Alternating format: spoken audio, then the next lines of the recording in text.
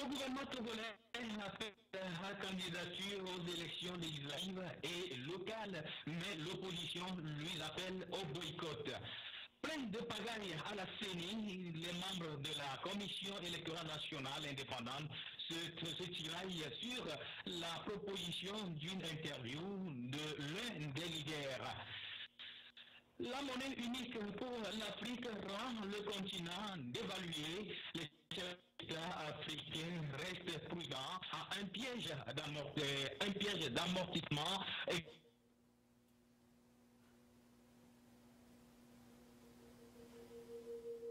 économique qui essaie quand même de nuire à toute l'Afrique. Le sport, les éperviers du Togo en préparant les motifs d'expression, nous allons le suivre dans l'émission. La montagne de Mondiva se plie toujours. Vous allez essayer de suivre le signe de nos pères de FA24. Mesdames et messieurs, très heureux de vous retrouver. Merci. Voici le sommet.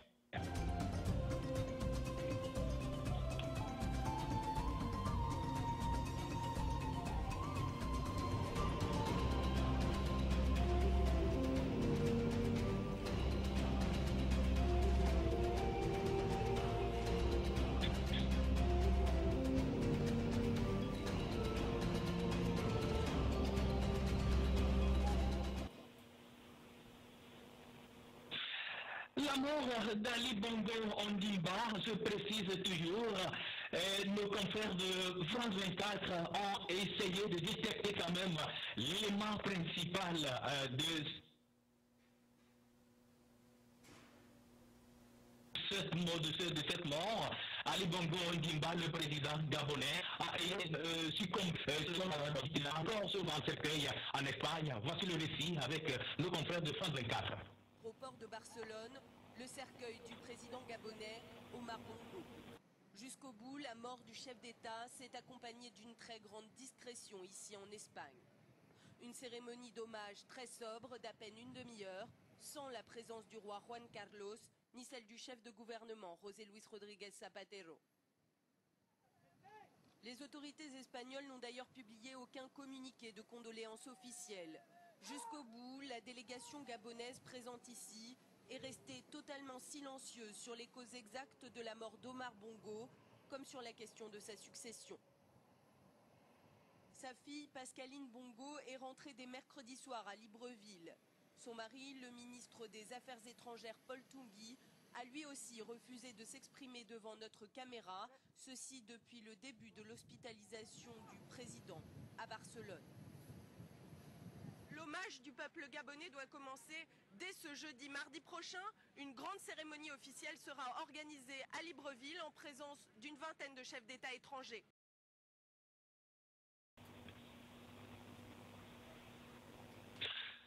Voilà, mes amis, telles sont quand même les images qui précisent bien sûr la mort d'Ali Bongo Ondimba, mais il est à noter tout simplement que le Gabon même n'a pas encore donné son ton donc officiel.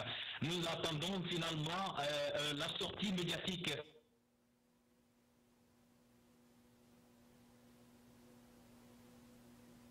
des leaders gabonais pour essayer de voir ce qui va se passer.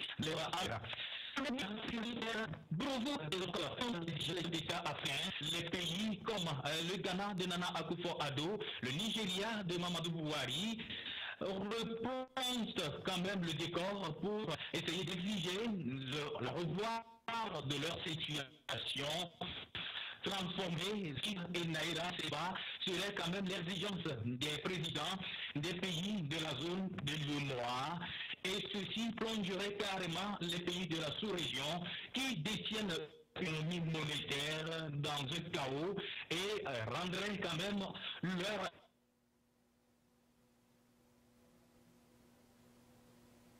économie très bas. Selon les sources très sûres, la réalité serait malheureusement de francs CFA, mais à qui c'est-il profitable? Où vont quand même les efforts économiques des pays de la zone franche? Élément de réponse chez nos frères de Africa par la délégation économiste ivoirien Nicolas Agbo. Il ne verse que 65%. Et quelles sont les conséquences sur les économies? Et de 2005 jusqu'à la seconde où nous parlons, c'est 50%. Alors les conséquences sont nombreuses. Une des conséquences majeures, c'est que les Africains sont dépouillés, sont privés de leurs recettes d'exportation, de leurs devises, c'est-à-dire la monnaie étrangère. Donc du coup, par ce système, non seulement la France s'approprie de leurs devises, mais les Africains sont bloqués structurellement dans l'industrialisation de leurs économies. C'est-à-dire que pour que les pays africains puissent se développer, il faut qu'ils transforment leurs matières premières en des produits finis. Et ceci grâce à l'importation des biens d'équipement, que ce soit les machines, etc. Or, pour pouvoir acheter ces biens d'équipement, pour acheter ces machines, ce n'est pas avec le franc CFA. Exemple, s'ils ont vendu pour 1000 milliards de dollars aux Américains, logiquement, ils devraient posséder ces 1000 milliards de dollars. Et ils devaient les utiliser pour acheter des machines dont ils ont besoin pour développer leur pays. Or, de 1945 jusqu'à 1973, l'intégralité est donnée comme on appelle, à la France. Du coup, donc, première conséquence, c'est qu'il y a un blocage de l'industrialisation des pays africains. Voilà pourquoi ils sont dans la pauvreté, parce que pour qu'un pays se développe, il faut que le pays soit industrialisé. Il n'existe pas sur la Terre un seul pays développé qui ne soit pas industrialisé. Alors, on va avancer un petit peu avec cette monnaie, une monnaie en phase donc avec les économies du continent, c'est ce qui est souhaité. Et cette monnaie est possible, on le voit bien avec le Naira au Nigeria, le shilling au Kenya, mais pour ces États qui sont des États anglophones, ça a supposé une remise en question de la gouvernance qui est passée par un renforcement. Est-ce qu'on peut espérer cela pour les États francophones? Oui. On peut le faire parce qu'il suffit simplement d'ouvrir les yeux et de regarder, ne serait-ce que le Maroc et les autres pays du Maghreb. Mais prenons le cas du Maroc. Le Maroc était dans la zone franc CFA. Le Maroc a quitté la zone franc CFA pour retrouver sa liberté, sa souveraineté monétaire. Aujourd'hui, qui achète par des pans entiers l'économie subsaharienne? C'est bien le Maroc. Ce sont là des faits qu'on ne conteste pas. Donc le Maroc, sixième économie du continent, a su prouver que... Voilà. Donc ceux qui nous trouvent des vertus dans le franc CFA, en fait, ils ne font que défendre leurs propres petits intérêts. Parce qu'il n'y a pas, je dis bien et je pèse, il n'y a pas un seul avantage. Elles sont quand même les précisions portées par l'économiste ivoirien Nicolas Agbourou chez nos confrères de Africa 24. Juste après le retour de la Guinée-Conakry, le gouvernement togolais 2 fois en conseil des ministres dans une seule nuit, dirigé par le président Faure Gnassingbé et le président togolais lui-même, en appel le corps électoral à postuler avec la caution de 100 000 francs et 50 000 francs par les candidatures féminines. Voilà, et confirme la tenue des élections du 20 décembre 2018 avec un chronogramme bien déterminé qui fixe le démarrage bien sûr des campagnes électorales.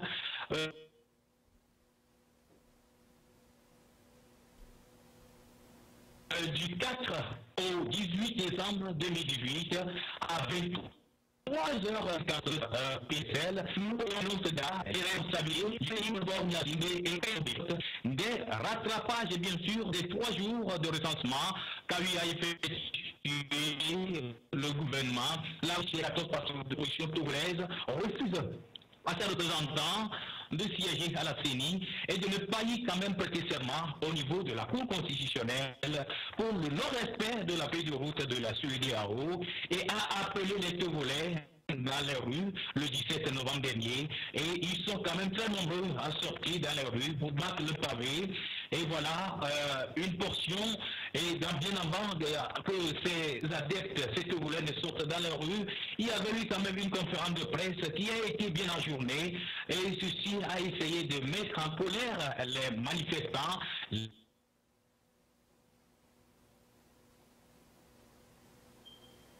les adeptes, bien sûr, de l'opposition, nous écoutons, mais qui est de long terme. La C14 a annoncé une conférence de presse, mais tout à coup, on est rentré et la conférence est annulée et reportée sur demain. Et quels sont vos avis et votre appréciation? Le moment que nous sommes en train de traverser la ceinture parce que nous sommes autant de ceux que sont. Vomir aussi, c'est quelque chose. Faire rentrer aussi, c'est quelque chose. Donc nous sommes là, nous luttons, nous verrons la suite. Mais je voudrais avertir les autres opposants qui cherchent à rentrer dans ces trucs. Voilà, tels sont quand même les propos de l'un des manifestants, de l'un des membres du fil de l'opposition. Nous allons essayer de revenir pour ce qui concerne la grande marche qui a eu lieu le 17 novembre et nous allons essayer d'écouter, puisque le peuple togolais a essayé de répondre à l'appel de l'opposition, à l'appel de la société civile également, puisque les membres de la société civile se sont manifestés eux aussi. Nous allons écouter l'interview de Jean-Pierre Fabre.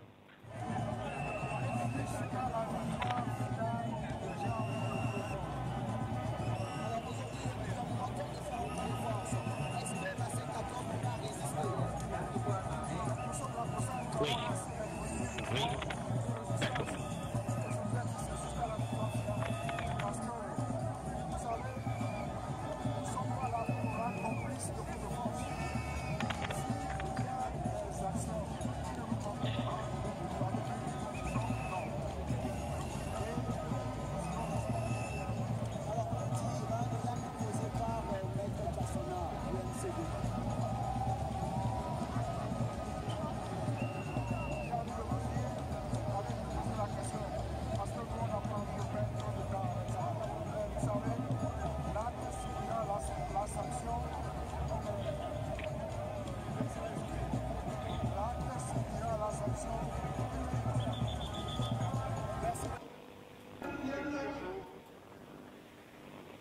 Juste après les propos recueillis de Jean-Pierre Fabre, le leader de l'opposition togolaise, la population togolaise également soutient Brigitte Adjamagbo Johnson, qui est la coordinatrice bien sûr de la coalition des 14 partis politiques de l'opposition. Nous allons essayer de l'écouter puisqu'elle a lancé aussi un appel aux Togolais. Écoutons Brigitte Adjamagbo.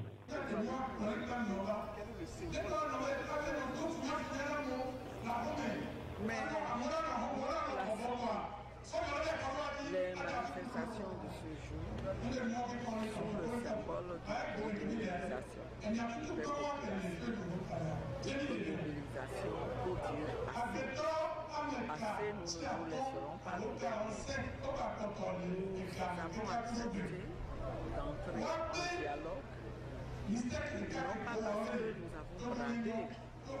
parce que nous avons bradé les revendications du peuple. Au contraire, nous y sommes allés dans les discussions et nous puissions faire triompher les aspirations populaires. Mais nous avons constaté à ce jour que le dialogue n'est qu'une ruse pour le régime. Ce n'est qu'une ruse parce que nous tiennent toujours à n'en faire qu'à sa tête pour se maintenir au pouvoir alors que les Togolais veulent. Aujourd'hui, nous voulons dire au pouvoir ça suffit. Comme il y a un seul langage pour se comprendre, celui-ci-là, c'est la rue, c'est la mobilisation, et bien nous allons recommencer à utiliser ça. Pour la question de la CENI, jusque-là, vous avez fait une d'abord, on a lancé prolonger le de 3 jours. Est-ce que cela vous convient? Pas du tout. Pas du tout. Qu'est-ce que c'est une prolongation de 3 jours? Ce n'est pas ça qui va permettre de contrecarrer tout ce qu'il y a eu comme faute, toute cette escalade à laquelle nous avons assisté. Si on veut faire le sens de ce nom d'enseignement, il faut qu'on attende que nous le fassions ensemble, que les deux coalitions et majorité se mettent ensemble dans la CENI. Il faut qu'on s'assure que nous avons préparé.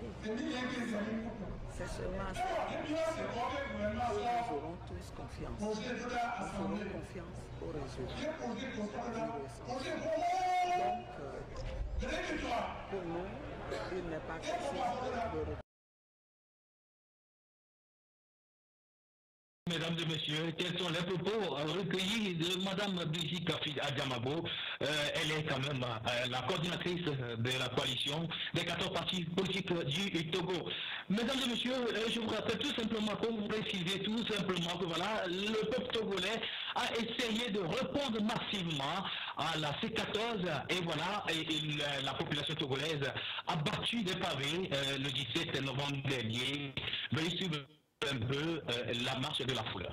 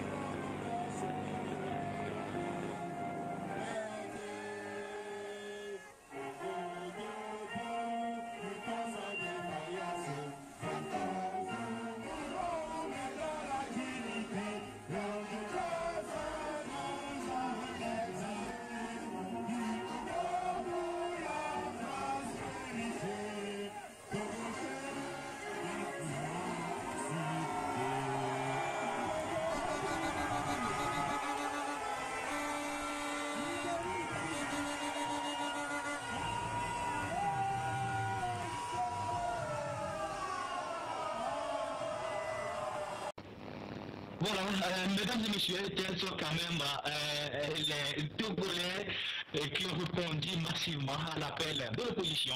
Voilà, nous allons essayer de revenir dans les jours à venir pour suivre un peu la scène politique togolaise.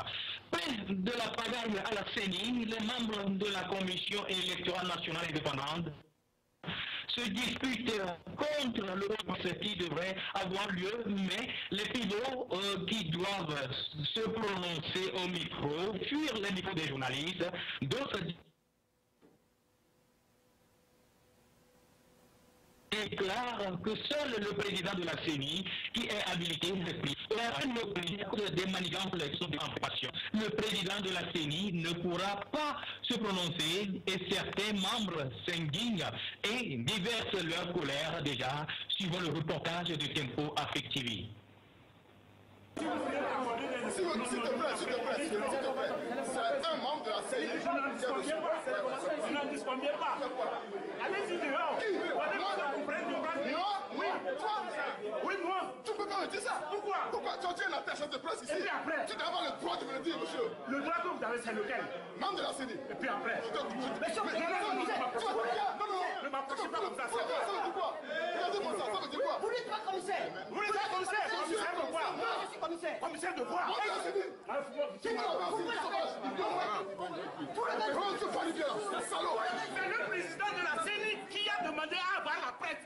Si vous voulez organiser vos conférences de presse, allez-y au revoir.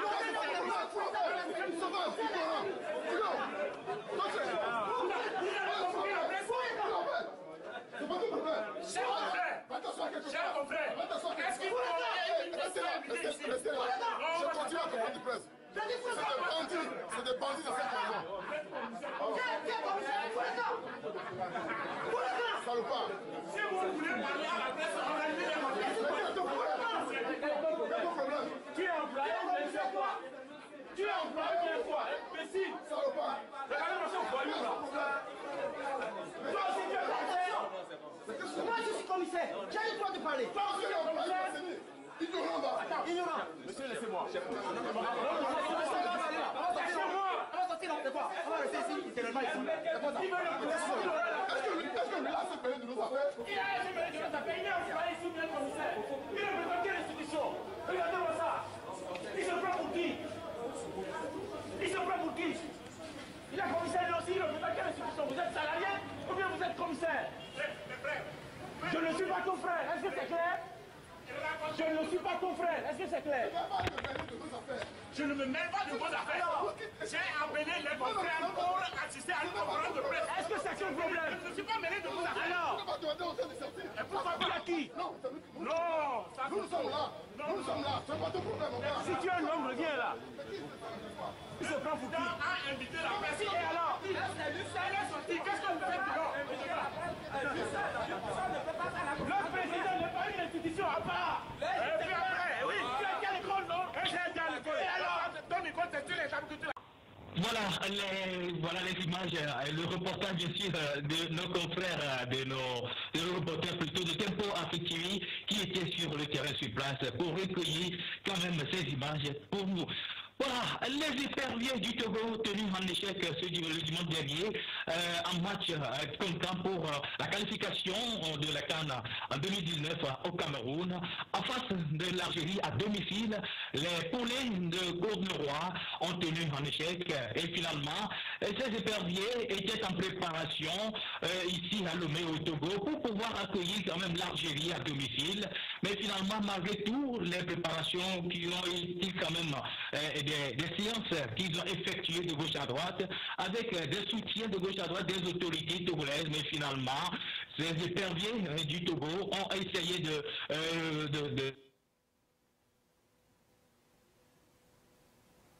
d'avoir la défaite bien sûr en face des joueurs de l'Algérie, et c'est très humiliant. Ils peuvent conduits par les policiers et les gendarmes pour essayer de le mettre à l'abri des cailloux et que lance le public, suivre un peu le match, la manière dont ça a été déroulé ici à Lomé au stade Omnisport. Attention, Clément derrière, et Boulendja qui va sortir. Belle anticipation, Riyad Mahrez qui va pouvoir frapper derrière, qui va tirer avec la faute de main. La faute de main que va dire l'arbitre qui va valider évidemment le but qui va derrière. Sortir un carton, est-ce que ça va être la double peine? Mais les cartons sont sortis. Est-ce que ça sera le carton rouge à mon avis? Non. On va rester sur le jaune. Clément effectivement, mais la main comme ça, parce que là c'est un plongeon, un arrêt qui nous a offert Sadat Ouakoriko. Ouais, il était très vite entouré de trois Algériens, donc après il n'avait plus la lucidité pour trouver la solution derrière. Ouh là là, bien joué ça. L'avantage a été laissé derrière avec Attal dans le couloir. Attal toujours qui monte. Oui, Attal encore une fois derrière. Et Attal qui va marquer. Youssef Attal, le deuxième but pour l'équipe d'Algérie au terme de ce raid solitaire. Le latéral droit qui est passé, qui a éliminé un adversaire, deux adversaires. Parce que se plaint d'une faute, et Mahrez qui s'en va sur le côté droit. L'arbitre a laissé l'avantage effectivement avec une nouvelle solution encore une fois. Super. Qu'est-ce que c'est derrière pour le 3-0. Le petit bijou signé Riyad Mahrez et l'Algérie. Voilà, quel est quand même le récit que nous allons pouvoir vous faire montrer dans le compte de ce match tendu entre l'Algérie pays et le Togo qui a eu le dimanche dernier final tenu en échec. 4 buts à 1, c'est tellement lourd. Mais finalement, il est à noter que le Togo effectuera quand même une sortie pour aller rencontrer les joueurs béninois sur la terre des Béninois. Ça sera tellement tendu, on va essayer de voir. Mais néanmoins, Claude Roy promet encore une victoire. Nous allons voir ce que ça va donner. Et également, il est à souligner que certains des leaders de la Fédération togolaise de football ont été indignés avec des propos d'humiliation de la part du public. Mesdames et messieurs, tel est quand même ce que nous allons pouvoir vous dire en récit pour ce qui concerne le sport. Ainsi qu'enfin pour cette édition, merci de l'avoir suivi, merci pour votre fidélité. Malik Sall de l'autre côté pour assumer la réalisation. Je me nomme tout simplement Gabriel Adola. Je vous retrouve la semaine prochaine, même date sur la même chaîne. On se retrouve. Bye bye.